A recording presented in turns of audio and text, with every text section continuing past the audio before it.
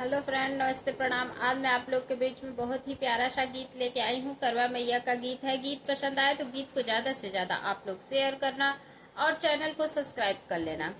मांग मांग सखी अटल सुहाग, आज करवा मैया से हम त मांगत अचरा पसारी, आज करवा मैया से। पहले में मांगे मैया मांगे कसुर हो सिंगरवा, पहले मांगे मैया मांगे कसिंदूरवा हो, हरदम बनल रहे सोर हो सिंगारे, जिकरवा मैया से हम त मांगत अचरा पसारी, आज करवा मैया से। मांग सखी अटल सुहाग, आज करवा मैया से।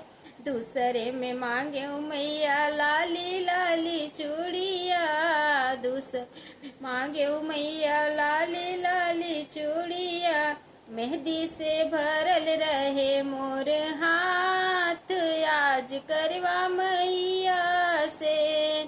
मेहंदी से भरल रहे मोर हाथ, आज करवा मैया से। मांग मांग सखी अटल सुहाग, आज करवा मैया से। हम त मांगत अचरा पसार, आज करवा मैया से। तीसरे में मांगे मैया सुखी परिवार हो, तीसरे मांगे मैया सुखी परिवार हो, हरदम बनल रहे मोर ससुरारे, जिकरवा मैया से। हरदम बनल रहे मोर ससुराले, आज करवा मैया से। हम त मांगत अचरा पसारी, आज करवा मैया से। मांग मांग सखी अटल सुहाग, आज करवा मैया से। चौथे में मांगे मैया पाँव का महावर, चौथे मांगे मैया पाँव के महावर, हरदम बनल रहे पायल हमारे, दम बजत रहे पायल हमारे, आज करवा मैया से। हम त मांगत अचरा पसारी, आज करवा मैया से।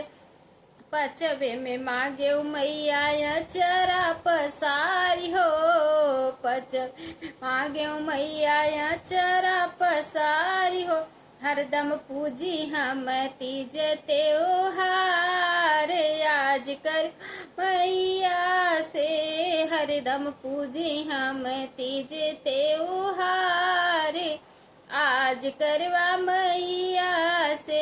हम त मांगत अचरा पसारी, आज करवा मैया से। मांग मांग सखी अटल सुहाग, आज कर मैया से। गीत पसंद आए तो गीत को ज्यादा से ज्यादा आप लोग शेयर करना और मिलते हैं नेक्स्ट वीडियो में। तब तक के लिए जय श्री कृष्णा, जय श्री राधे।